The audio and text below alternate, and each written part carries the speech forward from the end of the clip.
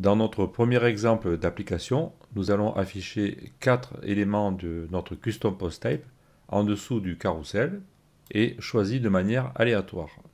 Pour faire ceci, nous allons modifier le fichier frontpage.php dans lequel nous allons créer une boucle personnalisée. J'ouvre ce fichier ici dans l'éditeur de code. Je vous rappelle que nous avions déjà fait une boucle personnalisée au début pour afficher les 2 derniers articles du blog. Donc nous allons faire exactement la même opération avec des paramètres différents. Au départ, je vais créer une nouvelle requête en m'inspirant de ce que j'ai fait ici. Donc j'ai préparé le code comme à l'habitude. Maintenant vous êtes un peu habitué, donc je vais copier le code et le commenter brièvement. On fait exactement ce qu'on a fait par le passé, seuls les paramètres vont changer. Au niveau de ma requête que je vais créer, je vais la coller par ici. Donc je vais ouvrir d'abord des balises PHP et je vais copier mon code. Voici la requête. Je prends des postes de type LGMacMedia, c'est le nom de notre custom post type. J'ai décidé d'en afficher 4 et je veux qu'ils soient classés arbitrairement. Donc je mets order by rand.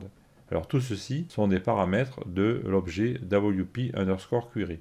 Nous, comme nous l'avons déjà fait par le passé, maintenant je vais aller un peu plus vite et je ne redétaillerai pas à chaque fois. Je vais faire un var_dump de ma requête pour voir ce qu'il y a dedans et je vais attaquer directement l'objet post au pluriel.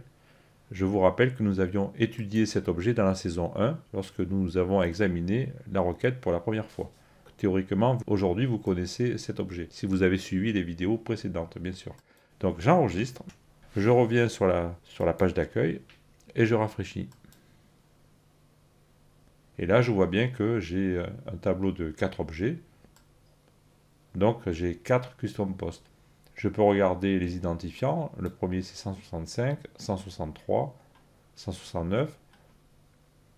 Si je rafraîchis la page, je vois qu'il me charge des indices différents, 154, 179. Donc j'ai bien un affichage aléatoire. Je peux recommencer à recharger. Je vois que j'ai 173, 163, etc. Donc j'ai bien 4 articles qui s'affichent de façon aléatoire. Je reviens dans le code. Maintenant, je vais introduire les éléments d'affichage du contenu du résultat de ma boucle. Je me positionne ici et je colle le code que j'ai préparé. Le voici.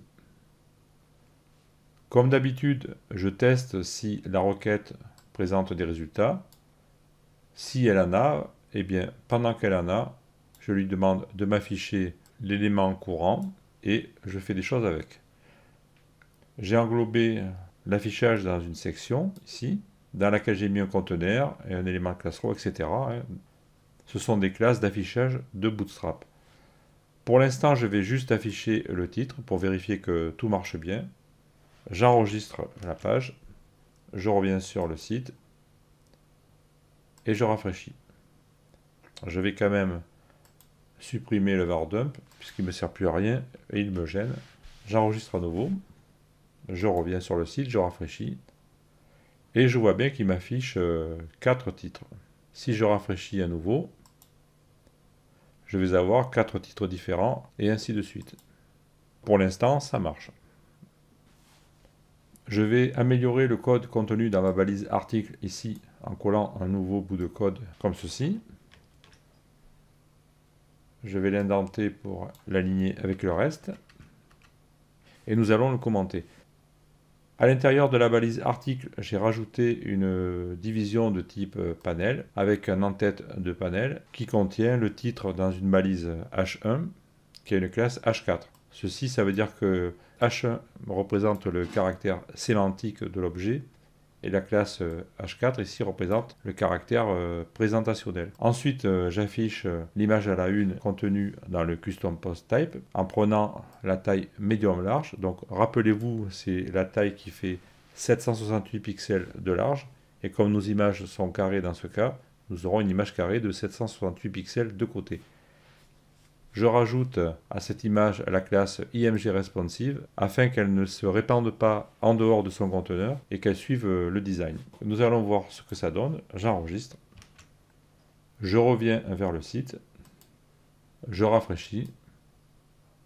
Et là, je vois que mes images s'affichent correctement. Enfin, correctement, on va améliorer certaines choses, bien sûr. Mais j'ai bien les images, le titre. Si je rafraîchis la page, j'ai des nouvelles images, etc. Donc les images s'affichent avec les titres de façon aléatoire. Alors bien sûr, c'est pas très joli. On constate que dans certains cas, il y a deux lignes, dans certains cas une ligne, ça produit un décalage qui n'est pas du tout harmonieux. Alors ce qu'on va faire, on va tricher un petit peu. Au lieu d'utiliser un en-tête de panel, on va utiliser un pied de panel et on mettra une taille minimum à notre H1, comme ça déplacera le problème vers le bas. On va aussi supprimer cette marge qui est en bas ici. Donc nous allons faire ça. Pour savoir d'où vient cet espace ici, alors moi je suppose un petit peu que ça vient de l'image, mais je vais quand même le vérifier. Donc j'invoque avec F12 l'inspecteur de code, comme on le fait régulièrement. Je me remets sur l'inspecteur, je clique ici sur le pointeur, je vais cliquer sur une image, donc je vois qu'elle a une marge ici, c'est évident. Panel IMG, il y a une marge inférieure de 15 pixels. Si je clique ici, sur le petit bouton, elle disparaît, donc c'est bien là qu'est le problème. Donc il va falloir que j'enlève cette marge. Et pour cibler cet objet, je vais me rappeler qu'il est dans une section de classe MediaFront, à l'intérieur d'un élément de classe panel. Donc ça c'est le premier point. Ensuite, nous n'aurons plus qu'à augmenter la taille minimum du H1 qui se trouve ici, et éventuellement de l'ajuster. Je retourne dans le code. Ici, au niveau du panel heading, je vais le remplacer par un panel footer. Je vais le décaler en dessous de l'image, comme ceci. Je vais sauvegarder et vérifier si tout s'est bien passé déjà à ce niveau-là. Le footer vient en dessous. Déjà, au niveau du haut des images, on est un peu mieux aligné, c'est déjà mieux. Et je vais rajouter un peu de CSS que j'ai préparé pour améliorer le reste. Donc, je copie ce bout de CSS. Je reviens dans l'éditeur. Je me positionne au niveau du fichier style.css. Et là, je vais me positionner dans l'ordre. Puisque je suis après le carrousel, je vais me positionner juste après le carrousel, ici. Et je vais copier mon code. Le voilà.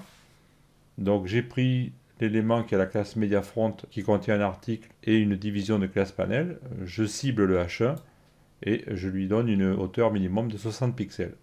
Ensuite, dans ce même élément Media-Front, je vais cibler le panel et l'image à l'intérieur et je vais lui dire d'appliquer une marge bottom de 0 pixels. Voilà, c'est tout simple. J'enregistre. Je reviens. Je rafraîchis. Voilà, et ça va beaucoup mieux. Je vais baisser ceci pour qu'on se rende mieux compte.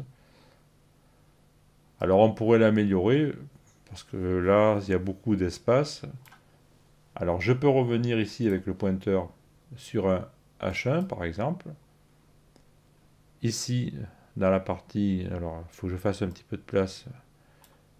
Voilà, je vais atteindre ma classe que j'ai rajoutée ici. D'ailleurs, si je clique sur ce bouton, je la supprime. Et là, je la remets. Je peux venir ici cliquer sur la valeur. Et avec les flèches haut et bas du clavier, je peux jouer sur augmenter cette valeur ou la réduire. Et là, je vais à peu près, à vue de nez, la réduire.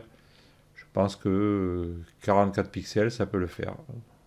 Donc, je peux corriger cette valeur à 44 pixels. Donc, je reviens dans le code.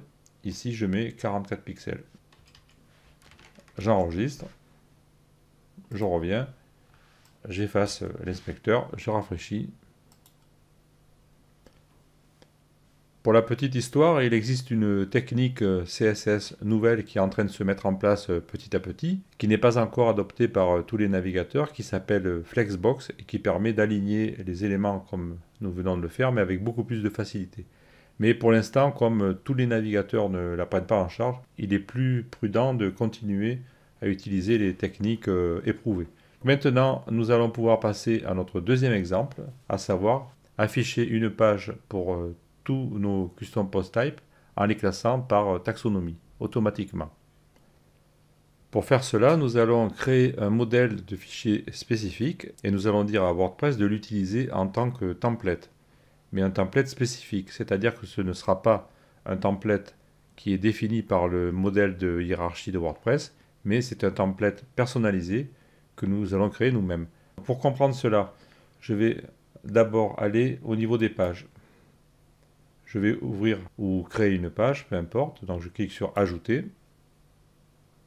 Donc je vois qu'ici, au niveau des attributs de page, je n'ai que la notion de parent ou d'ordre. Maintenant, je vais me rendre dans l'éditeur de code. Entre-temps, j'ai créé un fichier qui pour l'instant est vide, qui s'appelle Global Taxonomy TPL. TPL pour template, c'est un moyen de me rappeler que c'est un fichier de template, mais vous pouvez nommer les fichiers comme vous voulez. La seule condition, c'est que ce fichier, pour être reconnu par WordPress comme template, doit comporter un commentaire spécifique en tête de fichier. Un commentaire qui ressemble à ceci. Nous avons la valeur template name et ici le nom que nous allons donner à notre template. Ça suffit pour déclarer le fichier en tant que template de WordPress. J'enregistre le fichier, je reviens dans le tableau de bord et maintenant si je rafraîchis cette page, je vais voir qu'apparaît ici une nouvelle boîte de sélection et je peux sélectionner mon template dans cette boîte. Je vais sélectionner ce template. En fait, l'interface les appelle des modèles, mais c'est pareil. Il s'appelle liste par taxonomie, mais je vais quand même le renommer parce que c'est pas très précis. Donc je reviens dans le code. Je vais l'appeler liste par style, puisque rappelez-vous, style, c'est le slug que j'avais utilisé pour ma taxonomie genre underscore muse. Je corrige, j'enregistre, je reviens, je rafraîchis, et je dois avoir la correction qui s'applique. Je le sélectionne, c'est beaucoup plus clair et explicite. Je vais donner un titre à ma page, par exemple liste décédée. J'enregistre, enfin je publie la page pour l'instant. Une fois que ma page est publiée, je vais la rajouter dans le menu pour pouvoir l'invoquer. Donc je vais dans Apparence, Menu. Là, je pense que j'ai pas dû cliquer comme il fallait. Voilà, c'est bien le cas. La preuve, c'est que le bouton publier devient mettre à jour. J'avais mal cliqué, autant pour moi. Je recommence l'opération. Donc, apparence, menu. Je suis bien dans le menu principal. Je vois que mes pages ici ont incorporé liste décédée ici. Je l'ajoute au menu et j'enregistre. Je reviens sur le site. Je rafraîchis l'accueil et je vois que mon menu s'est mis à jour. Si je clique maintenant sur ce lien, il n'y a rien. Alors, il y a un problème. Qu'est-ce qui s'est passé encore? C'est normal, il n'y a rien à ma page. Là, vraiment, je suis impardonnable. Effectivement, il n'y a rien à ma page, donc je ne peux pas afficher. Il faut quand même un minimum syndical. Alors, ce que je vais faire, je vais mettre le header déjà. Donc, je peux faire get header. Ah, plus la bêtise est grosse, plus elle est facile à trouver, c'est sûr. Et je vais mettre le footer aussi. Comme ça, j'aurai une structure. Alors rappelez-vous que ça c'est notre approche modulaire. On a mis l'entête et le footer dans des éléments distincts, comme ça on peut les invoquer, ça évite des répétitions de code. Et si on fait une modification dans le header ou dans le footer, elle se répercute sur toutes les pages. Donc j'enregistre, je reviens, je recharge. Alors cette fois-ci, il me dit bien que j'affiche le modèle global-taxonomie TPL. Donc c'est bien ce que je voulais, ça marche.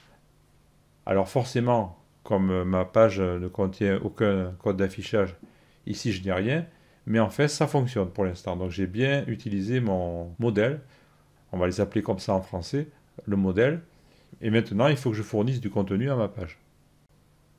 La finalité de ces modèles, c'est de se conformer à la structure de WordPress. Nous allons le vérifier de suite en revenant sur l'interface d'administration, au niveau de notre page que nous allons rouvrir, donc elle est ici. Et là, je vais mettre un contenu temporaire.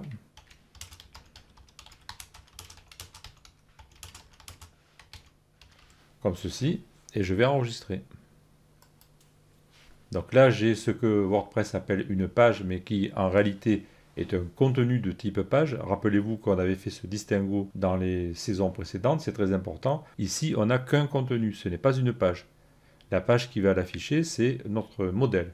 À partir de là, si maintenant je me reviens dans mon code au niveau de mon fichier de modèle Et si je copie temporairement une boucle classique de WordPress, c'est-à-dire celle qui va afficher le résultat de la requête générée automatiquement par WordPress, comme ceci.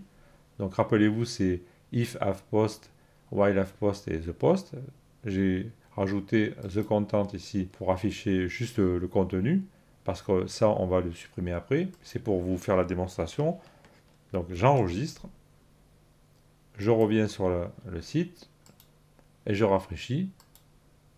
Et je vois bien que mon contenu s'affiche ici, le contenu de ma page de CD. On a bien le résultat escompté. Par contre, en ce qui nous concerne, nous n'allons pas utiliser ce contenu, puisque nous allons créer notre propre requête spéciale avec des ruptures par taxonomie.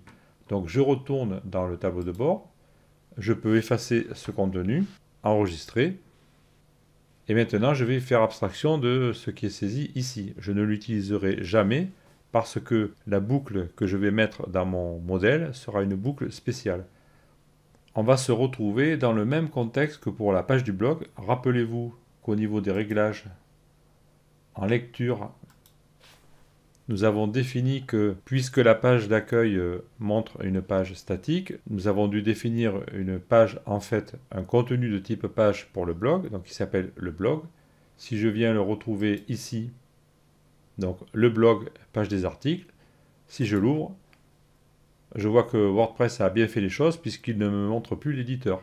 Puisque cette page-là, en fait, j'insiste encore, ce contenu de type page, en fait, est juste ce qu'on appelle en anglais un placeholder pour contenir la requête que WordPress va fabriquer pour afficher les billets du blog. Donc, on est exactement dans le même contexte. Je vais utiliser mon modèle pour créer ma propre requête. Voilà, j'insiste bien là-dessus parce que c'est un principe très important de WordPress, très difficile à comprendre au début quand on n'est pas initié, et dans les bouquins ou les tutoriels, c'est pas forcément expliqué, donc c'est pour ça que je fais exprès d'insister là-dessus, parce que c'est une notion très importante. Alors maintenant, nous sommes prêts pour remplir le contenu de notre modèle, et nous allons faire ça dans une prochaine vidéo. A tout de suite.